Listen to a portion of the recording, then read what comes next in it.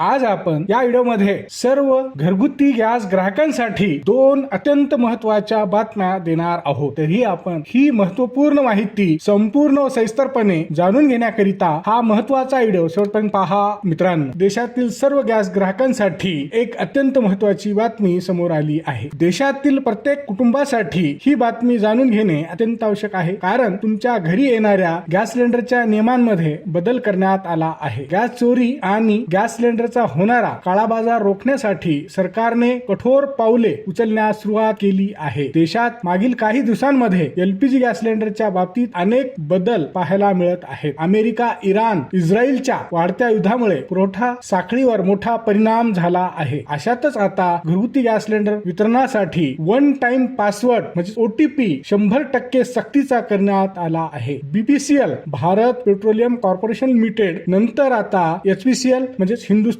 Petroleum corporation limited आणि IOCL Indian oil corporation limited या कंपन्यांनी देखील त्यांच्या सर्व एजन्सींना ओटीपीचा नियम लागू करण्याचे निर्देश दिल्याने ग्राहकांसह गॅस एजन्सी संचालक अडचणीत सापडले आहेत। सरकारच्या नवीन नियमानुसार आता गॅस कनेक्शन सोबत लिंक असलेल्या नोंदणीकृत मोबाईल नंबरवर आलेला ओटीपी दिल्याशिवाय ग्राहकांना गॅस सिलेंडर मिळणार नाही। हा नियम देशभरामध्ये लागू करण्यात येणार आहे।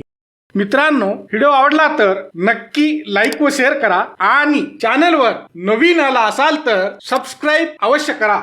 महत्वाचे म्हणजे अनेक लोकांचे मोबाईल क्रमांक अपडेट नसल्याने ओटीपी मिळत नाही, तर काहींनी सिम कार्ड वारंवार बदलल्याने नोंदणीकृत क्रमांक बदललेले असतात व तसेच आता मोबाईल नंबर बदलण्यासाठी 20 ते 180 दिवसांचा कालावधी लागत असल्याने बऱ्याच लोकांच्या अडचणीत वाढ झाली आहे। तर काही ग्राहकांकडे रिचार्ज नसल्याने ओटीपी येत नाही। त्याशिवाय बीएसएनएल ग्राहकांकडून ओटीपी न मिळण्याच्या तक्रारी देखील मोठ्या प्रमाणात वाढल्या आहेत। आता सर्वच गॅस ग्राहकांसाठी दुसरी अत्यंत महत्त्वाची बातमी। घरगुती एलपीजी ग्राहकांना आता गॅस सिलेंडर साठी रेशनिंग प्रक्रियेला सामोरे जावे लागणार आहे। नव्या नियमानुसार एलपीजी ग्राहकांना एका कनेक्शनवर 1 एप्रिल ते 31 मार्च अशा एका वर्षात आता केवळ 12 अनुदानित गॅस सिलेंडर मिळणार आहेत। याशिवाय गरज पडल्यास ग्राहक आणखी 3 नॉन सबसिडी सिलेंडर म्हणजे विना अनुदानित सिलेंडर खरेदी करू शकतील। म्हणजेच एका गॅस कनेक्शनवर एका वर्षात 15 सिलेंडर पेक्षा जास्त सिलेंडर दिले जाणार नाहीत। लक्षात ठेवा, नव्या नियमानुसार घरगुती गॅस ग्राहकांना एका महिन्याचा देखील कोटा निश्चित करण्यात आला आहे। आता सामान्य ग्राहकाला एका महिन्यात केवळ